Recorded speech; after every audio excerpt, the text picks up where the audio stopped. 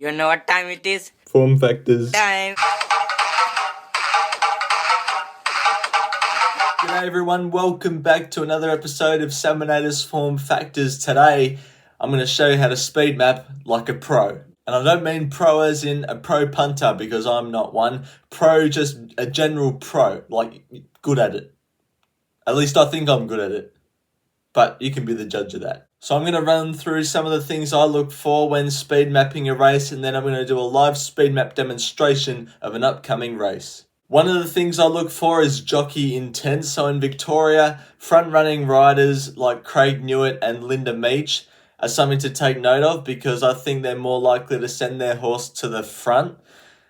Unless they've ridden those horses in their past couple of starts and they've ridden it back, then you might just speed map it back. But if Craig Newitt or Linda Meach is on for the first time, I'd map it a pair or two closer than what it's been settling in the past. In terms of city riders, Craig Williams is the main one. He never wants to be too far back on any horse for that matter. So if he goes on a horse, I'd map it 1 to 2 pairs closer as well. So jockey intent is one thing. If you're able to tune into the races on a daily basis, then a thing to look out for is tactics changes. So this will often pop up on the Racing Victoria Stewards or whichever state you're in, Stewards X or Twitter page.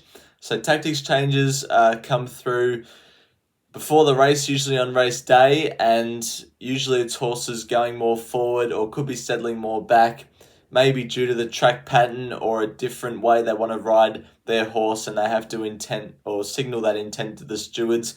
At least some of them do, some of them don't, and they just go forward when they're meant to be going back. So it's a tough thing to get a hold of, but if you're able to watch the races live on a daily basis, and tactics changes could put you ahead of the game with speed mapping. The thing that I mainly try and do is match up the barrier with the field size. So for example, a horse drawn gate 3 in a field of 11, that's further in than out. So I would go back through those horses' last five starts on Racing Australia that's easily accessible and look at what it's done from gates inside the first half of the field. That's how I would look at a horse that's drawn in the first half or the inside half of the field.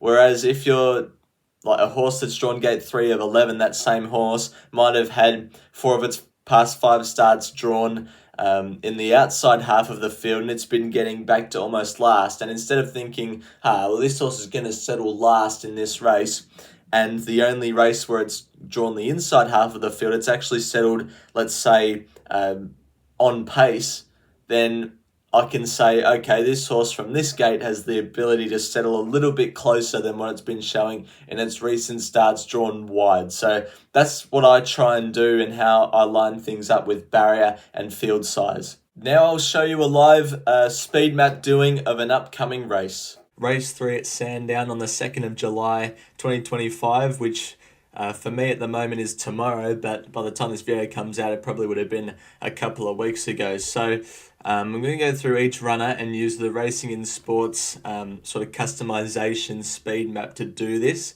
So the first thing I look at when I go to number 1, All Business, is the barrier, which it has barrier 4. And in a 9-horse field, it's sort of drawn the middle of the line. So I look back at its last 5 starts and see where it was drawn, sort of that middle part of the line and where it got to. So here from gate 2, it got back to off midfield, and the same with here. So I can conclude, okay, this horse is more than likely going to be off midfield tomorrow. So then I go to Racing and Sports, and I can move All Business wherever I want to. And usually Racing and Sports have a general idea of where a horse is going to settle, which is why they're already in their positions, but that's not their settling positions, obviously, for how a race would actually be run, where Baraka's Choice would probably have a horse sitting outside it. And so we'll get to that eventually. All Business, off midfield, I'd go around here somewhere.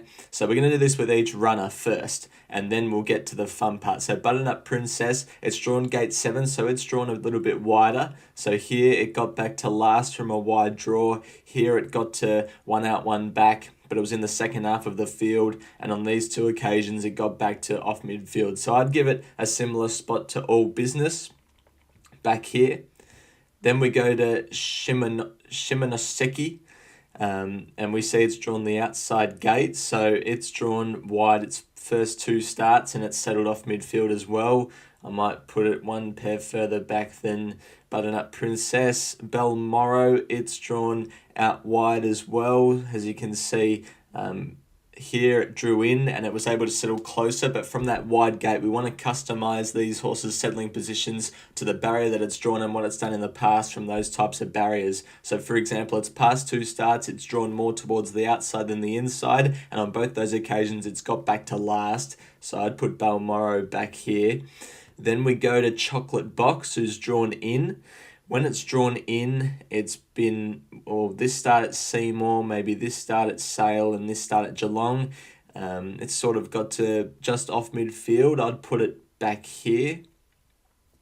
And then we go to Every Little Thing, who's drawn inside. It's drawn inside Werribee, Kilmore, Cranbourne, and it's got to midfield or a bit further forward than that, so I'd probably put it here.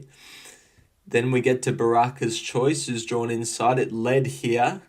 It got to 6th here, so we don't really know, but from here it went straight to the lead, and this was its first run back. So maybe this preparation, they want to write it different. That's something else to look out for. Most recently, what have they done? And I think for that reason, it's got to be right up there. I'd probably leave it where Racing and Sports already have it. 2 Sigma, it's drawn the sort of the middle of the line. It's done that here and settled 4th. Here it settled 7th. So it's probably going to get to midfield, the same as Every Little Thing, maybe back here. And then Almago for Mick Kent. It's had one start, so we don't really know, but from an inside draw, it went back to 10th here, and we sort of know from gate 6 it'll probably get to a similar spot, maybe back here or something like that. So now we've got our sort of hypothetical settling positions, and what we do from here, or what I would do from here, is sort of picture in my mind how this race is going to be run and picture where these horses are likely to settle. So Baraka's Choice is going to lead, let's say that, and because Every Little Thing's drawn gate 2, I would say it's more than likely going to settle leaders back. With 2 Sigma, if you are like me and crazy about racing, you'd and just watch it every day and sort of know just a little bit about each horse that runs. I know that 2 Sigma has a tendency to over race, so maybe third up, they might try and be a little bit more forward, and I'd say from that gate they could find themselves here and Every Little Thing back here. And then Chocolate Box is the next one. It's drawn in, so I might have it here.